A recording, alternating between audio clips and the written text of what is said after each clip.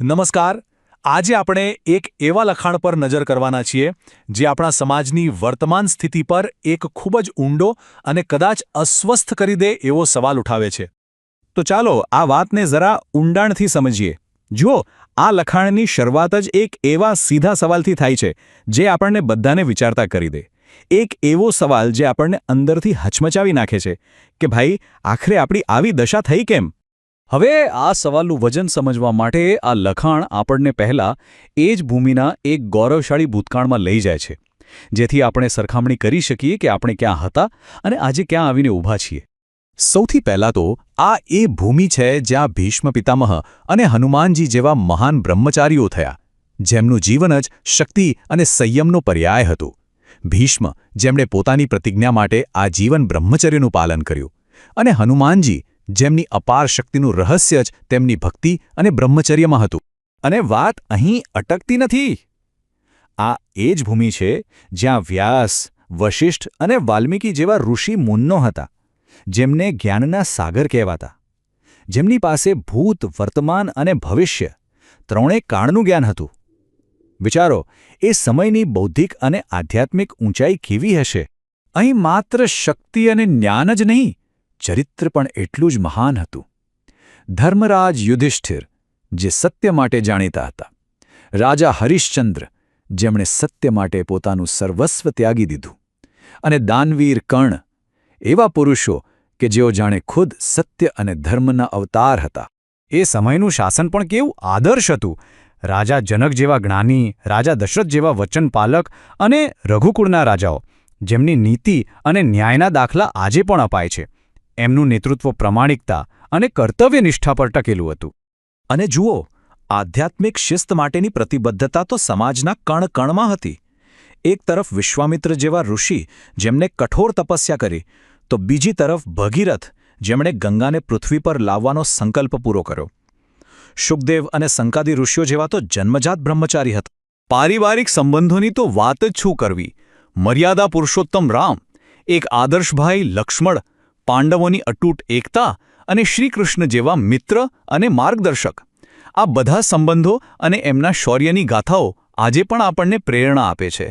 અને એવું નથી કે માત્ર પુરુષો જ મહાન હતા.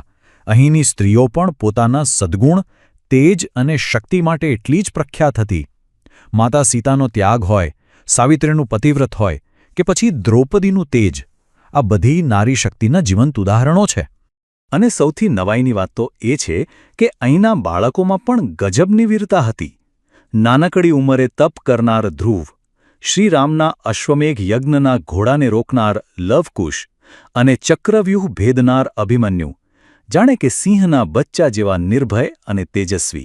તો ભૂતકાળનું આવું ભવ્ય અને પ્રેરણાદાયક ચિત્ર જોયા પછી આ લખાણ આપણને એક ઝાટકા સાથે વર્તમાનની જમીન પર પાછા પટકે છે.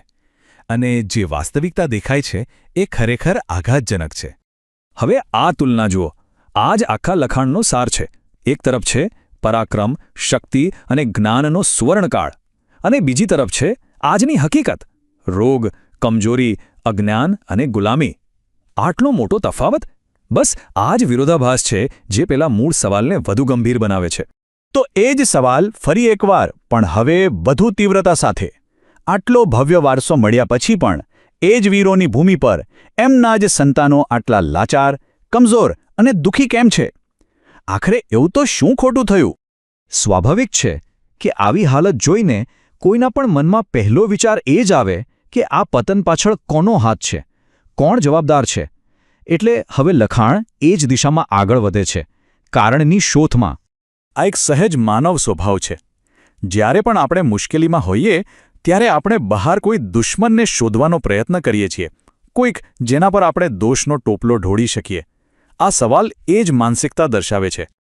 પણ જેવી આપણે કોઈ બહારના દુશ્મન પર આંગળી ચીંધવાની તૈયારી કરીએ છીએ, ત્યાં જ આ લખાણ આપણને રોકે છે. એ કહે છે થોભો, અને આપણને એક અલગ જ દિશામાં વિચારવા માટે મજબૂર કરે છે. જાણે કહેતું હોય કે જવાબ તમે જ્યાં શોધી રહ્યા છો ત્યાં છે જ નહીં. કોઈ બહારના દુશ્મનનું નામ લેવાને બદલે આ લખાણ આપણને જવાબ માટે આપણા જ એક મહાન ગ્રંથ શ્રીમદ ભગવદ્ ગીતા તરફ લઈ જાય છે. અને અહીં જ આ એક વાક્યમાં જ જાણે આખો કોયડો ઉકેલાઈ જાય છે. ગીતાનો આ શ્લોક સ્પષ્ટપણે કહે છે કે આપણી પ્રગતિ કે આપણા પતન માટે કોઈ બહારની શક્તિ જવાબદાર નથી.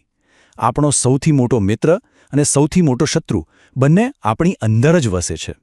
આ એક બહુ મોટો વિચાર છે જે આપણી દૃષ્ટિ જ બદલી નાખે છે. આ વિચાર આપણને કોઈના ભોગ બન્યા હોવાની લાગણીમાંથી બહાર કાઢીને આત્મજવાબદારી તરફ વાળે છે. એટલે કે સમસ્યાનું મૂળ કોઈ બહારના હુમલામાં નથી, પણ આપણી પોતાની આંતરિક નબળાઈઓમાં છે. અને આ અંતિમ સવાલ સાથે આ લખાણ આપણને વિચારતા છોડી દે છે. જો દુશ્મન બહાર નથી તો પછી આપણી અંદર એવું તો શું છે જે આપણને આટલા નીચે પાડી રહ્યું છે? આપણી સાચી લડાઈ કોની સાથે છે? આ જે સવાલ છે જેનો જવાબ આપણે દરેકે પોતાની અંદર જ શોધવાનો છે.